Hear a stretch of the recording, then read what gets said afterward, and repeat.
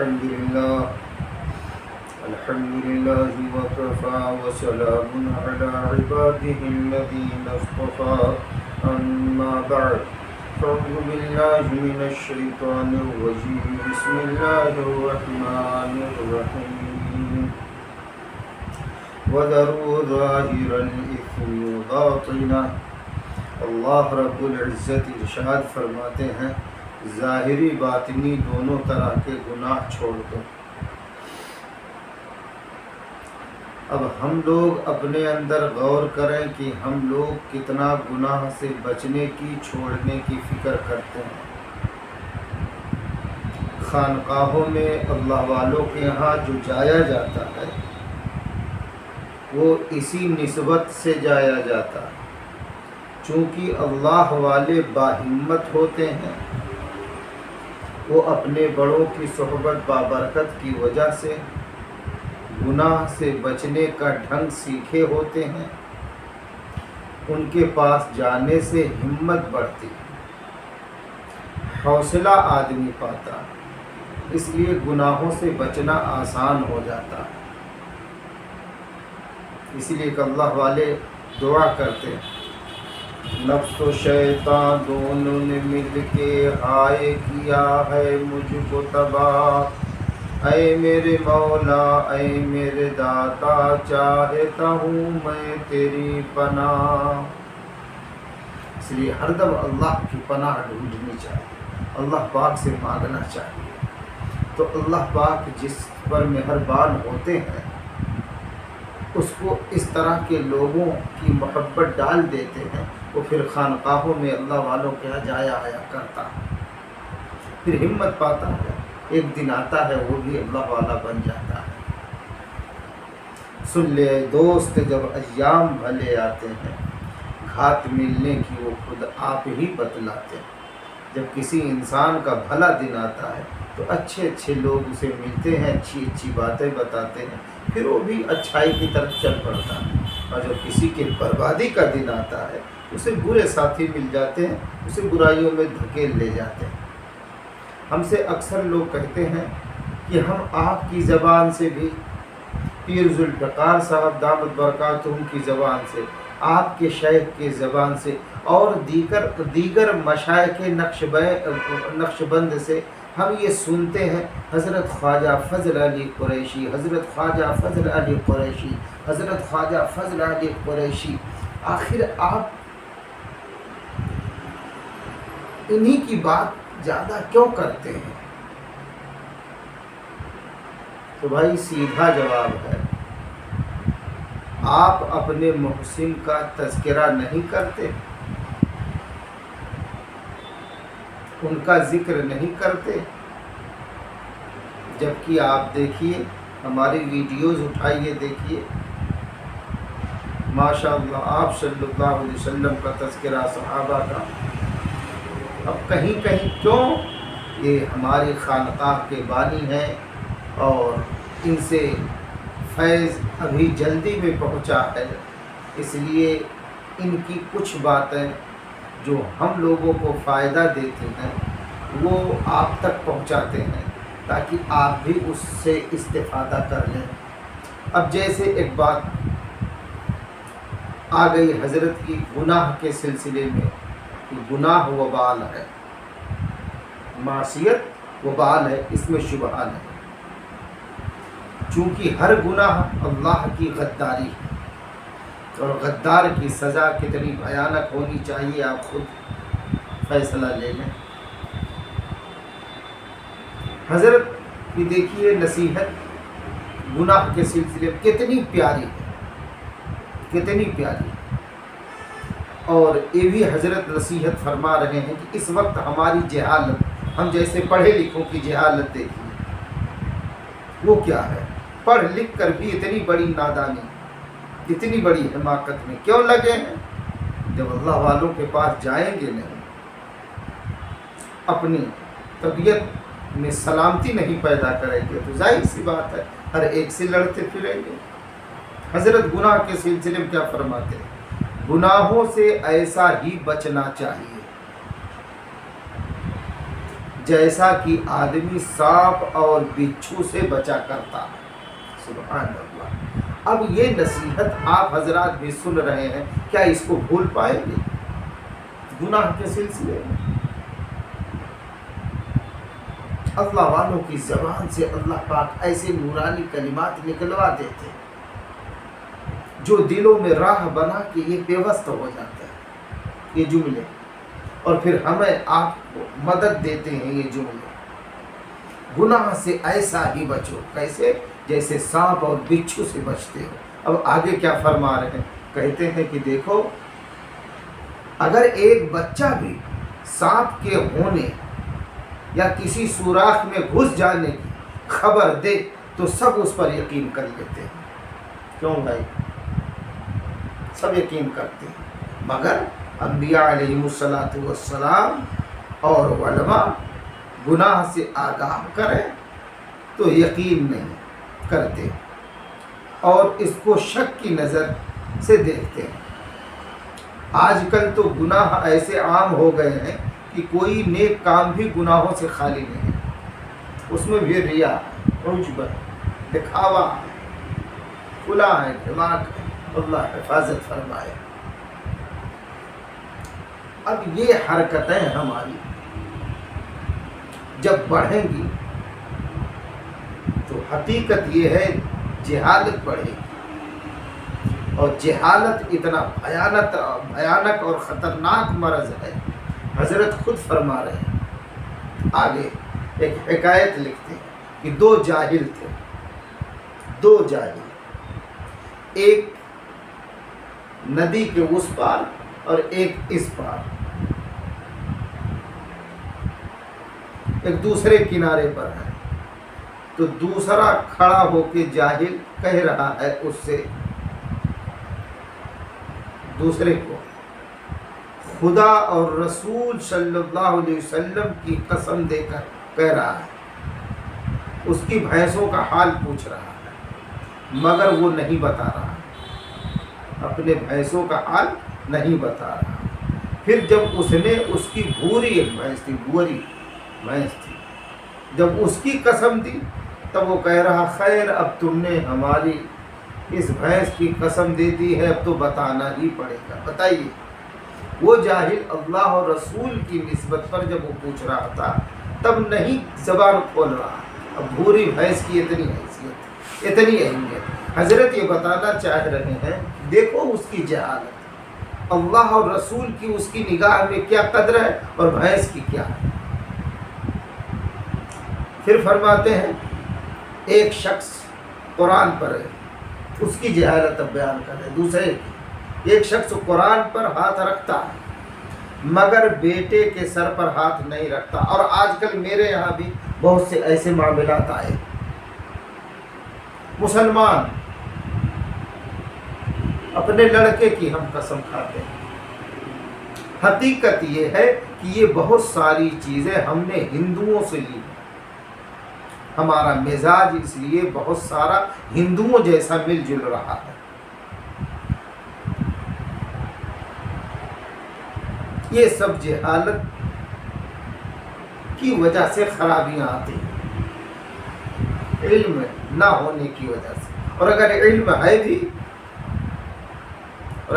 ہے بھی اور عمل نہیں کرتے تو حضرت خواجہ فضل علی قریشی رحمۃ اللہ علیہ فرماتے ہیں، جو شخص علم سیکھنے کے بعد عمل نہ کرے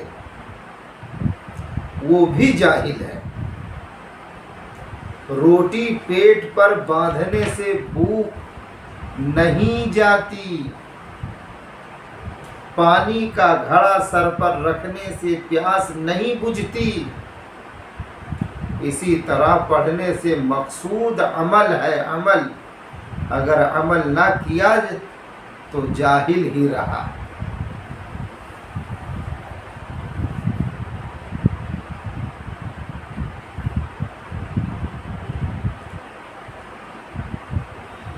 اور حضرت داڑھی پر بیان فرما رہے ہیں، داڑھی مڈوانے کو لوگوں نے معمولی گناہ سمجھ رکھا ہے۔ داڑھی مڈانا اور کترانا دونوں گناہ کبیرہ ہیں، یہ دونوں کافروں کی رسمیں ہیں، جو مسلمانوں نے اپنا لی. من تشبہ بقوم فہو منہم، جو کسی قوم کی مشابہت اپنائے گا وہ اسی میں سے سمجھا جائے گا. اس لیے ایک مشت کی داڑھی رکھنا واجب ہے. واجب سنت تو ہے ہی، واجب ہے. سارے انبیاء علیہ السلام کی یہ سنت رہی.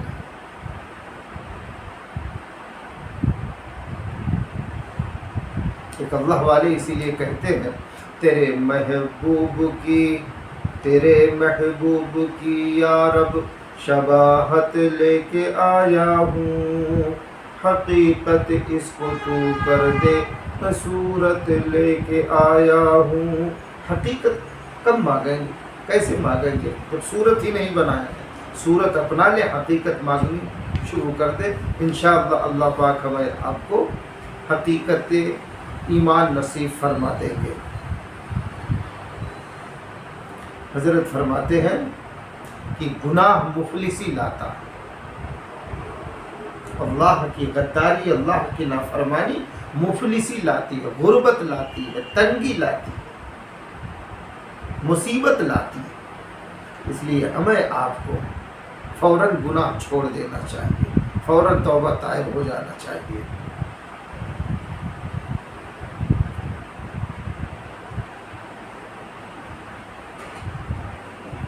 جاہل مسلمانوں نے بہت سی باتیں ہندوؤں سے سیکھی ہیں. دنیا کی تمام نعمتوں اور روئے زمین کی بادشاہت پر تھوک دو، جو تمہیں شریعت سے روکے اور اس پر عمل نہ کرنے دے اس کو فوراً چھوڑ دو. اب ان اللہ والوں کی باتیں اگر نہیں ہم آپ کریں گے تو اب دیکھیے طاقت مل رہی ہے کہ نہیں، حوصلہ بڑھ رہا ہے کہ نہیں ایمانی.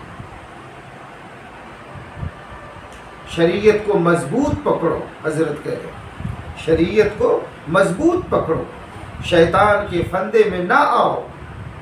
شیطان کی چالاکیوں کو اولیاء اللہ ہی نے سمجھا. شیطان کی چالاکیوں کو اولیاء اللہ ہی سمجھتے ہیں. علماء کو پتہ نہیں چلتا، علماء کو پتہ نہیں چلتا. یہاں کیا مراد ہے؟ وہ علماء مراد ہے جو اپنی اصلاح نہیں کرائے. ارے بھائی مشہور بات ہے، معروف بات ہے کہ ایک ڈاکٹر ڈاکٹریت پڑھنے کے بعد فوراً وہ ہسپتال نہیں آتا، فوراً وہ مریض نہیں دیکھنے لگتا، بلکہ کسی پرانے ماہر ڈاکٹر کی صحبت میں جا کے رہتا ہے، سیکھتا ہے، پھر اس کے بعد آتا ہے مریضوں دیکھ بھال کرتا ہے. ہم آپ علم سیکھنے کے بعد فوراً مسند پر. اس لیے مزاج کو سلامتی دینے کے لیے اللہ والوں کی صحبت ضروری ہے. آگے حضرت فرماتے ہیں فقیرو صفائی معاملہ، باہمی ہمدردی اور شریعت کی پابندی میں صحابہ کرام رضی اللہ عنہم اجمعین کے طریقے پر چلو. سبحان اللہ. معاملات کی صفائی ہو تاکہ ہر آدمی بلا جھجک ہمارے آپ کے بارے میں یہ کہہ دے یہ آدمی معاملات کا صاف ستھرا. اور اسی طرح ہمدردی، یہی ہمدردی اس وقت بہت روٹھی ہوئی ہے، بہت روٹھی ہوئی. یہاں ایک ذکر حضرت فرما رہے ہیں، اس کے بعد بات ہمدردی پر کرتا ہوں انشاءاللہ.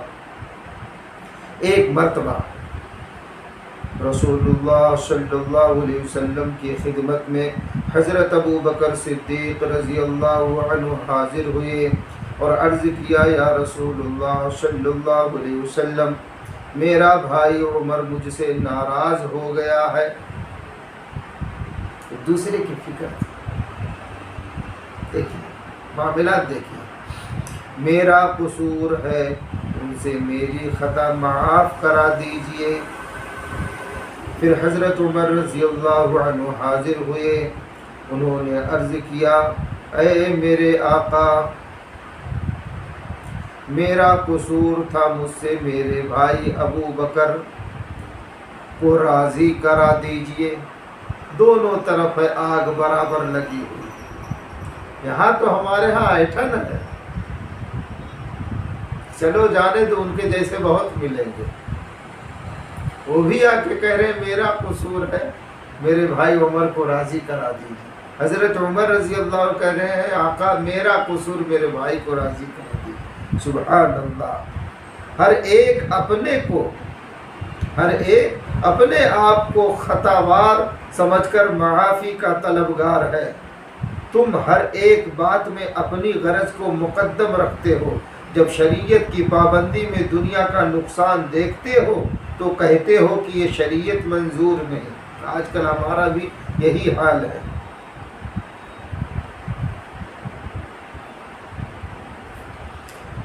آگے حضرت نصیحت فرماتے بہت پیاری، مسلمانوں شریعت کے مقابلہ میں اخوت اور رشتہ داری کوئی چیز نہیں ہے۔ صحابہ کرام رضی اللہ تعالی عنہم اجمعین کو دیکھو کہ مہاجرین اپنے خیش و اقربا کو چھوڑ کر مدنی کریم صلی اللہ علیہ وسلم کے ساتھ مدینہ طیبہ پہنچے،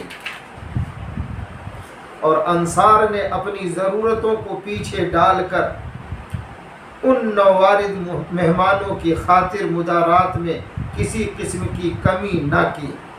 باغ میں سے آدھا باغ، مال میں سے آدھا مال تقسیم کر دیا، اور جن کے پاس 2 بیویاں تھیں ان میں سے ایک کو اپنے بھائی مہاجر کے لیے چھوڑنے پر تیار ہو گئے۔ دین کے لیے ایثار ہو تو ایسا ہو۔ فقیروں، ہمارے حضرت خواجہ فضل علی قریشی رحمۃ اللہ علیہ اکثر پاس میں بیٹھے لوگوں کو مخاطب کر کے یہ بات کہتے تھے، فقیر ہو۔ وہ اپنے آپ کو بھی فقیر کہتے تھے کہ ہم سب اللہ کے فقیر ہیں، ان کے مغتے ہیں، ان کے در کے گداگر ہیں، ہم سائل ہیں۔ اس لیے ہمیں آپ کو بھی ہمیشہ اپنی کمزوری اور بے بسی کا ادراک رہنا چاہیے، احساس رہنا چاہیے۔ حضرت کہہ رہے ہیں دین کے لیے ایثار ہو تو ایسا ہو۔ فقیرو، تمہیں بھی ایسا ہی کرنے کی کوشش کرنی چاہیے۔ ہر کام میں شریعت کے فیصلے پر چلنا چاہیے۔ شرعی حکم ہے کہ میت کو قبر میں لٹا کر اس کا منہ قبلے کی طرف کر دیں، اور قبر میں اتارنے والا بسم اللہ وعلی ملت رسول اللہ کہہ کر اتارے۔ لیکن آج کل تو لوگ دین سے بالکل ناواقف اور بے خبر ہو گئے ہیں، اس کے سیکھنے کی بھی کوشش نہیں کرتے۔ یہی وجہ ہے کہ معمولی مسائل سے بھی لوگوں کو واقفیت نہیں ہے۔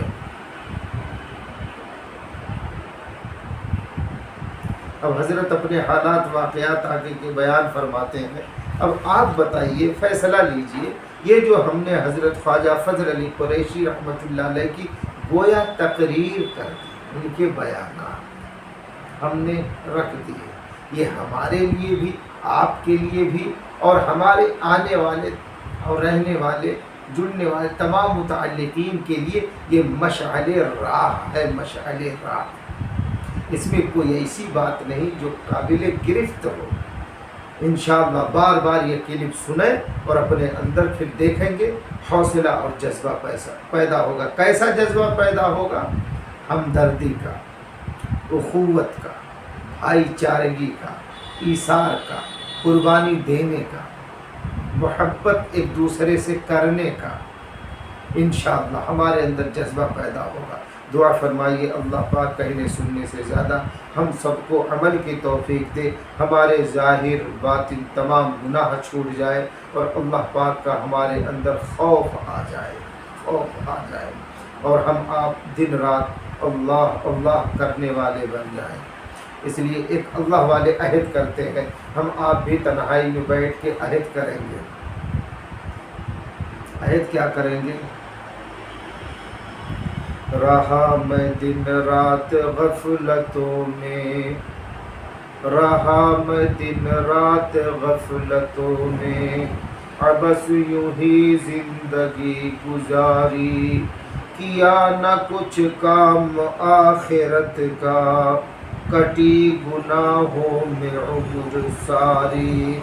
میں سر جھکاتا ہوں میرے مولا،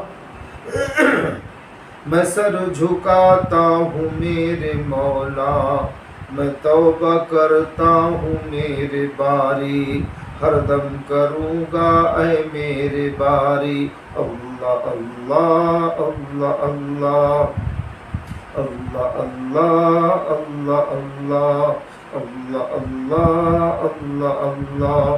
رہا میں دن رات غفلتوں میں، اب بس یوں ہی زندگی گزاری، کیا نہ کچھ کام آخرت کا، کٹی گناہوں میں عمر ساری، میں سر جھکاتا ہوں میرے باری، میں توبہ کرتا ہوں میرے مولا، ہر دم کروں گا اے میرے باری، اللہ اللہ اللہ اللہ اللہ اللہ اللہ اللہ۔ ایک اللہ والے کہتے ہیں اللہ اللہ کیسا پیارا نام ہے، اللہ اللہ کیسا پیارا نام ہے، جو رٹے وہ لائق انعام ہے۔ جب گناہ چھوٹ جائیں گے تو انشاءاللہ اللہ کا نام رٹتے ہوئے ہمیں لذت ملے گی، اچھا لگے گا۔ دعا فرمائیے اللہ پاک اپنے نام کی لذت نصیب فرمائے۔ اس لیے حدیث پاک میں آتا ہے مثل الذی یذکر ربہ والذی لا یذکر مثل الحی والمیت، جو اللہ کا ذکر کرتا ہے وہ مثل زندہ کے ہے، جو اللہ کا ذکر نہیں کرتا وہ مثل مردہ کے ہے۔ اللہ پاک ہم سب کو اپنے ذاکرین میں، شاکرین میں، صابرین میں، تائبین میں، عابدین میں شمار فرمائے۔ وما علینا الا البلاغ۔